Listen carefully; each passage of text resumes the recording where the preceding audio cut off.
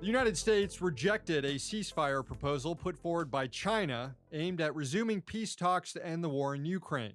The plan includes 12 points, but none of them explicitly request a full withdrawal of Russian forces from Ukraine. Instead, the proposal makes a call to respect the sovereignty of all countries.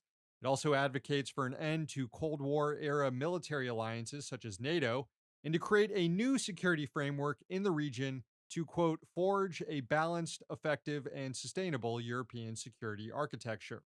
And it pushes for the rollback of what China describes as unilateral sanctions. In addition, the Chinese plan requests more involvement from international organizations like the United Nations and the International Atomic Energy Agency to protect nuclear power plants, to facilitate grain exports, and to resolve the humanitarian crisis. It also calls for the swap and humane treatment of prisoners of war, and for the international community to invest in post conflict reconstruction efforts, which China said it was, quote, ready to provide assistance and play a constructive role in this endeavor. NATO Secretary General Jens Stoltenberg rejected the proposal and claimed China doesn't have any credibility on the issue. And the U.S. State Department continues to hurl allegations that Beijing is considering sending lethal weapons to Russia to aid the Kremlin's war effort, a claim that Beijing rejects.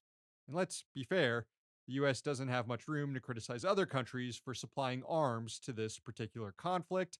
The Pentagon has facilitated dozens of weapons transfers to Ukraine since the invasion 1 year ago.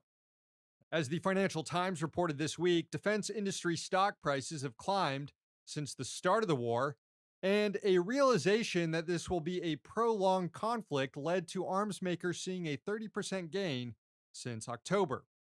Russia's invasion of Ukraine was illegal. It should be condemned. In a just world, the Putin government would be tried for war crimes, but we don't live in a just world. International law has been eroded thanks in large part to the United States and its decades of military misadventure around the world. Believing that Putin should be tried at The Hague while George W. Bush gets to keep painting down in Texas is an unserious position. It simply doesn't reflect the way of the world today.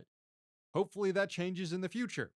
But in the meantime, both the Ukrainian and Russian militaries and surrounding civilians are suffering huge losses. It's impossible to imagine this conflict ending in any way that is preferable to either side at this point. Moscow failed to dislodge the government in Kyiv, and the prospects of the Ukrainian army eventually pushing all Russian troops from territories in the east, including Crimea, are slim to none. Pursuing a ceasefire and a negotiated settlement are the only realistic options to end this war. The sooner policymakers in the US, Europe, Russia, and Ukraine realize this, the better.